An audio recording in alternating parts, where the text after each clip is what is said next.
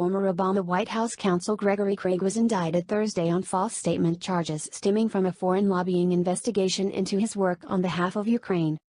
The Department of Justice charges Craig hid material facts and lied to the National Security Division's Foreign Agents Registration Act, FARA, unit in relation to legal work he did for Ukraine in 2012 after leaving the White House to join Skadden, Arps, Slate, Marr, and Flom. The development comes after lawyers for Craig said Wednesday that they expected him to face federal charges in coming days linked to jailed lobbyist Paul Manafort, The Wall Street Journal and Washington Post reported. This case was thoroughly investigated by the SDNY and that office decided not to pursue charges against Mr. Craig.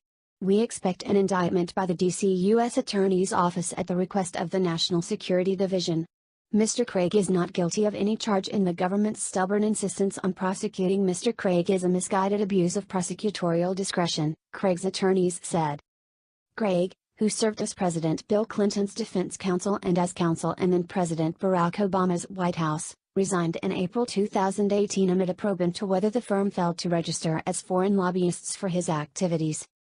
In January, Skadden reached a settlement with the Justice Department, admitting it should have registered, and agreed to turn over the fees it had earned in exchange for facing no criminal charges.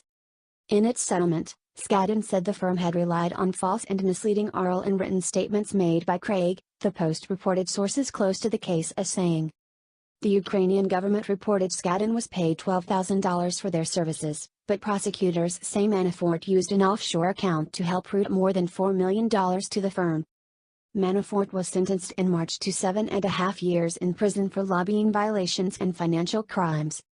Craig is the first prominent Democrat to be caught in the dragnet cast by special counsel Robert Mueller into Russia interference in the 2016 presidential campaign.